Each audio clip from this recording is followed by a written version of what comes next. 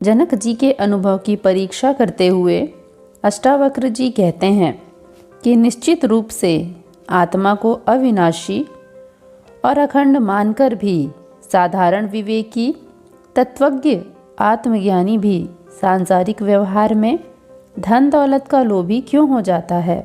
इस प्रश्न का उत्तर स्वयं गुरु मुख से सुनने की इच्छा से जनक जी जब जानना चाहते हैं कि आत्मज्ञानी के धनादिक संग्रह में क्या दोष है, तब शिष्य के प्रश्न का समाधान करते हुए गुरुवर उत्तर देते हैं कि जिस प्रकार सीपी के रंग रूप आकार प्रकार से अनभिज्ञ मनुष्य सीपी को चांदी समझकर उसे पाने का लोभ करता है, वैसे ही आत्मज्ञान से अनभिज्ञ व्यक्ति संसारी विषय भोग के प्रति आकर्षित होता है। इस आकर्षण का कारण अज्ञान ही है। जिस प्रकार सागर में तरंगे उठती हैं और तरंगे सागर से भिन्न नहीं हैं, ऐसे ही यह विश्वात्मा रूपी सागर की तरंगों के समान है। उन तरंगों को अपनी मानकर अभिमानी पुरुष अहंकार करता है और उन्हें अपनी झोली में भर लेने की दीनहीन भिखारी की भांति व्यर्थ की दौड़ धूप करता है, परंतु आत्म साक्षात्कार कर लेने वाला विषयों की तरफ नहीं दौड़ता।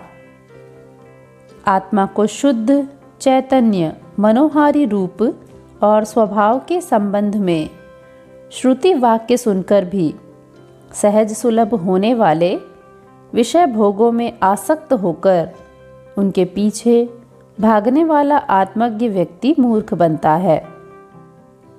वह ऐसा कैसे बनता है, यह बड़े आश्चर्य की बात है।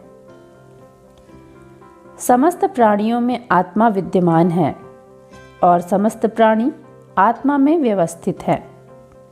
यह जानकर भी अनेक मुनियों का मन भी माया ममता से लिपटने के लिए आतुर होता है। यह सचमुच बड़े ही आश्चर्य की बात है।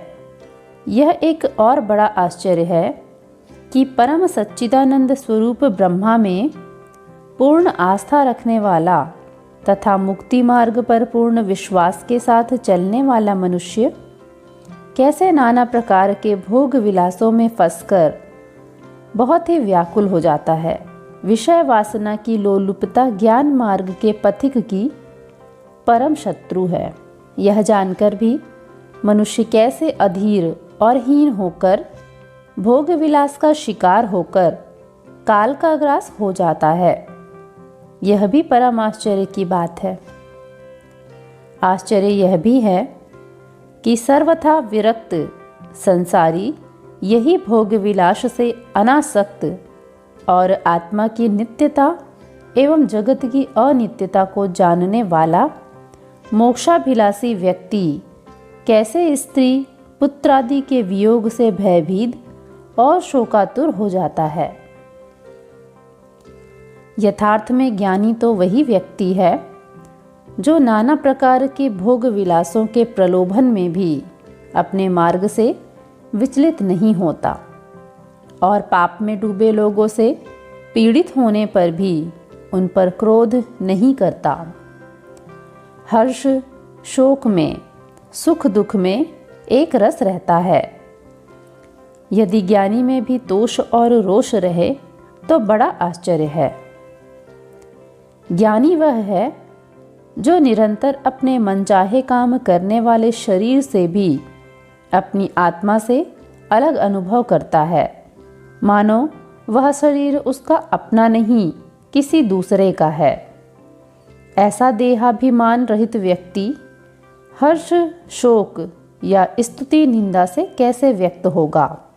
संपूर्ण विश्व मायामय है, मिथ्या प्रतीति है। यह अनुभव करने वाला और समस्त उत्कंठाओं से रहित स्थित प्रज्ञ मनुष्य मृत्यु काल के बहुत समीप आने पर भी मृत्यु से भयभीत नहीं हो सकता। सामान्य रूप से लोगों की दृष्टि से जो स्थिति सर्वथा निराशापूर्ण होती है, उसमें भी पूर्णतया तृप्त और निष्प्रिय रहने वाले आत्मज्ञानी मनुष्य की तुलना किसी से नहीं की जा सकती। इस ऊंचाई की अवस्था तक कोई बिरला ही पहुंचता है।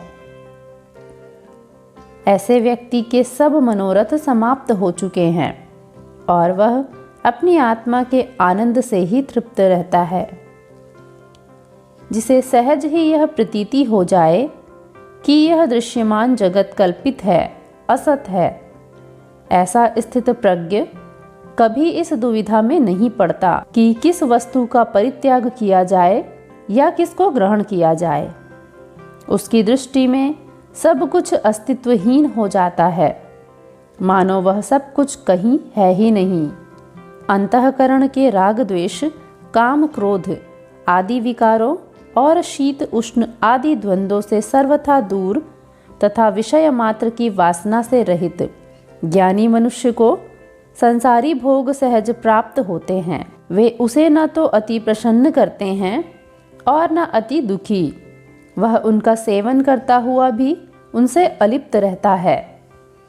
दोस्तों, अष्टावक्र गीता का अध्याय 3 पसंद आने पर वीडियो को लाइक अवश्य करें और इसी प्रकार की अन्य धार्मिक जानकारियों के लिए चैनल को सब्सक्राइब ज़रूर कर लें।